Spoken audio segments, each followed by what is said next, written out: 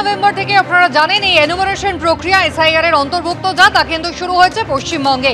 আর ইতিমধ্যেই বিএলওদের উদ্দেশ্যে একেবারে ডেডলাইন বেঁধে দিল নির্বাচন কমিশন, যেখানে বলা হয়েছে আজ রাত 12টার মধ্যে যে সমস্ত এনুমারেশন ফর্ম বিএলওদের কাছে রয়েছে তা তাদেরকে আপলোড করে দিতে হবে। আগামীকাল অর্থাৎ 23রা ডিসেম্বর থেকে প্রত্যেক দিন যে ফর্ম তারা সংগ্রহ করবেন তা ডেইলি বেসিসে তাদেরকে আপলোড করতে হবে, কোনো রকম ব্যাকলগ রাখা চলবে না। 11ই ডিসেম্বর পর্যন্ত সময় বাড়ানো হয়েছে। সেই 11ই ডিসেম্বরের মধ্যে যদি কেউ ফর্ম জমা না দেন তাহলে আনকালেক্টেবল হিসেবে তাকে দেখাতে হবে। এক সপ্তাহ যে বাড়তি সময় বিএলওরা পেলেন তা ভোটারদের আপলোড করা তথ্য খতিয়ে দেখবেন বিএলওরা।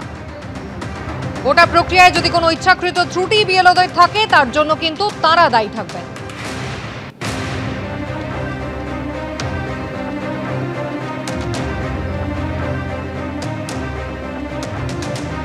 আমি শুধু একটা কথাই বলবো, যদি কেউ মরতে না চান, যদি সারা জীবন বেঁচে থাকতে চান, তাহলে পশ্চিমবাংলায় চলে আসুন, নিশ্চিতভাবে বেঁচে থাকবেন। 2000-এর উপরে বুথে কোনো মৃত্যু হয়নি, কেউ অন্য কোথাও যায়নি। এটাই হচ্ছে পশ্চিমবাংলা, অদ্ভুত এক ভুতুড়ে জায়গা। আর জেলা প্রশাসন হচ্ছেন একদম ভুতুড়ের, মানে তারা কি হলো, দেহভূত গাছভূত, সে হচ্ছে গেছভূত। দেখুন, ইলেকশন কমিশনের কাজ ইলেকশন কমিশনের, টুইট করে ইলেকশন জেতা যায় না, মানুষের সাথে সার্ভিস দিয়ে ইলেকশন জেতা যায়। ইলেকশন কমিশনে যেখানে বিএলওরা পেরেছে সেখানে হয়েছে, এটা আমাদের ব্যাপার না। বিএলও ইলেকশন কমিশন অ্যাপয়েন্ট করেছে, তারা যেখানে পেরেছে সেখানে হয়েছে।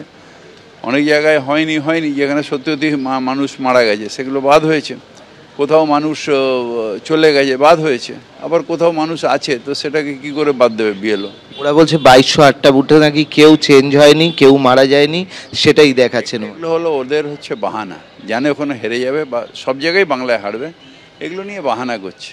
এসআইআর এর প্রক্রিয়া চলছে, পাল্লা দিয়ে চলছে রাজনৈতিক বাগযুদ্ধ। একদিকে যেরকম দেখলেন সমস্ত এনুমারেশন ফর্ম বিএলওদের আপলোড করতে হবে আজ রাত 12টার মধ্যে, এরকমই নির্দেশ দিয়েছে নির্বাচন কমিশন।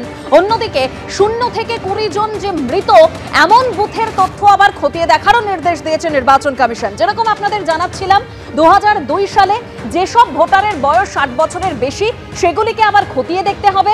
আবার এরই পাশাপাশি 2002 লিস্টে নাম নেই, বর্তমানে 45-এর বেশি বা 18-র কম এমন ফর্মও খতিয়ে দেখতে হবে, এরকমই নির্দেশ নির্বাচন কমিশনের। আরো তথ্য সরাসরি আপনাদের সামনে তুলে ধরবে আমাদের প্রতিনিধি উজ্জ্বল মুখোপাধ্যায়। উজ্জ্বল।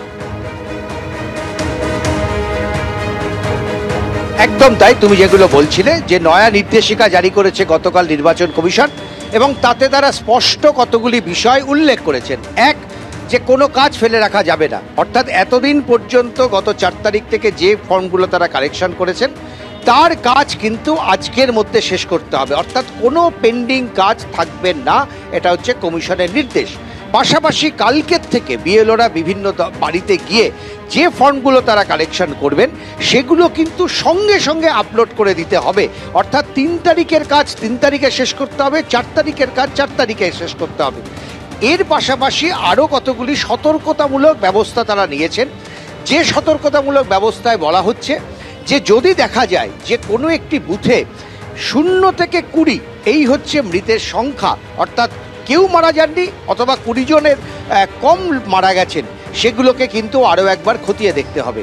নির্বাচন কমিশন জানিয়েছেন যে যদি 2002 সালে ভোটার লিস্টে নাম রয়েছে যাদের বয়স 60+60 অর্থাৎ 60 বছরের ওপরে, সেই নামগুলোকে কিন্তু আরও একবার খতিয়ে দেখতে হবে যে যেহেতু তাদের বয়স 83 বছর হওয়ার কথা, যদি সেই সময় তাদের বয়স 60 বছর থেকে থাকে তাহলে সেগুলোকে আরও একবার খতিয়ে দেখতে হবে যাতে কোনো ভুল না হয়ে যায়। বারবার মৃতদের নিয়ে বিভিন্ন অভিযোগ উঠছে এবং আমরা জানি কিছুক্ষণ আগে আমরা শুনেছি 2000-এরও বেশি বুথ পশ্চিমবঙ্গে পাওয়া গেছে যেখানে একজনও কেউ মৃত নেই। ফলে নির্বাচন কমিশন কিন্তু তারা তাদের মতন করে মৃতদের তালিকা তারা জোগাড় করছেন ঠিকই, পাশাপাশি বিএলওদেরকে সতর্ক করেছেন তারা যে এই বিষয়টা কিন্তু যে তথ্য তারা পাবেন সেই তথ্য যাতে সঠিকভাবে তারা উপস্থাপনা করেন, সঠিকভাবে হাজির করেন। বিএলওদের প্রশ্ন হচ্ছে যে কার বাড়িতে গিয়ে জিজ্ঞেস করবেন যে কে কে বাড়িতে মারা গেছেন, এটা তাদের কাজ না। ভোটারদেরকেই জানাতে হবে তার পরিবারের কোন সদস্য মারা গেছেন এবং সেক্ষেত্রে তারা সেটা নথিভুক্ত করতে পারবেন। কে পরিবারের সদস্য মারা গেছেন সেটা পরিবারের লোকদেরই জানানোর কথা, এটা হচ্ছে বিএলওদের যুক্তি। কিন্তু অন্যদিকে নির্বাচন কমিশন মনে করছেন যেহেতু একটা গুরুত্বপূর্ণ কাজ বিএলওরা করছেন, তাই এই যুক্তির পাশাপাশি তাদেরকেও কিছুটা সক্রিয় হতে হবে। এখানে আমরা জানি দীর্ঘদিন ধরে 8 দিন হয়ে গেল তারা আজকে ধর্ণা দিচ্ছেন, তারা আন্দোলন করছেন। আমি একজনের সঙ্গে কথা বলবো। এই যে নির্দেশিকা যেটা জারি হলো, আপনি খুশি? মৃত্যু বা ওই বিষয়টা দেখো, এই যে আজকের কাজ আজকেই শেষ, আজকের কাজ আজকে শেষ করতে হবে না, এটা মানে একটা অদ্ভুত সিদ্ধান্ত। আমরা কালকেই সবে জানলাম যে আমাদের 7 দিন সময়সীমা বর্ধিত করা হলো, আবার হঠাৎ আজকে বলছে আজকের কাজ আজকেই শেষ করতে হবে। মানে এটা একটা অদ্ভুত সিদ্ধান্ত, মানে একবার একরকম বলছে, আরেকবার আরেক রকম বলছে, মানে একটা। আপনি যা যা কালেকশন করেছেন সেগুলোকে জমা দিয়ে দিতে হবে, কালকের থেকে যা কালেকশন করবেন সে। আমরা তো কাজ করতে চাই, একটুখানি আমাদের সার্ভারটাকে ঠিক করে দেওয়া হোক, আমাদের অ্যাপটাকে ত্রুটিমুক্ত করে দেওয়া হোক, তাহলে নিশ্চয়ই কাজ করব। আপনি তো স্কুলে পড়ান, হ্যাঁ, আপনি বাচ্চাদের যেভাবে বলেন যে কাজ ফেলে রাখবি না, টাস্ক করে আনবি, আপনাদেরকে এরকম টাস্ক করতে। একদমই তাই, একদমই তাই। আর এইভাবে একটা চাপ দেওয়াটা, এই ধরনের চাপটা তো আমাদের পক্ষে নেওয়া সম্ভব হচ্ছে না। হ্যাঁ, করা সম্ভব না, অবশ্যই করা সম্ভব। অ্যাপটাকে ত্রুটিমুক্ত করে দিক, নিশ্চয়ই করতে পারবো। অ্যাপটাকে ত্রুটিমুক্ত করতে হবে। দেখো, বিএলওদের দাবি হচ্ছে এই অ্যাপসে আপলোড করতে গিয়ে তারা কিন্তু নাজেহাল হচ্ছেন, বারবার তাদেরকে সমস্যায় পড়তে হচ্ছে। তারা মনে করছেন এই নির্দিষ্ট সময়ের মধ্যে কাজ করা সম্ভব যদি যে অ্যাপসটা নির্বাচন কমিশন তাদেরকে দিয়েছেন সেই অ্যাপসটা ত্রুটিমুক্ত হয় এবং দ্রুততার সঙ্গে সেই কাজটা তারা করতে পারেন। এই মুহূর্তে বিএলওদের তরফে এমনটাই তাদের দাবি। এবিপি আনন্দ, এগিয়ে থাকে, এগিয়ে রাখে।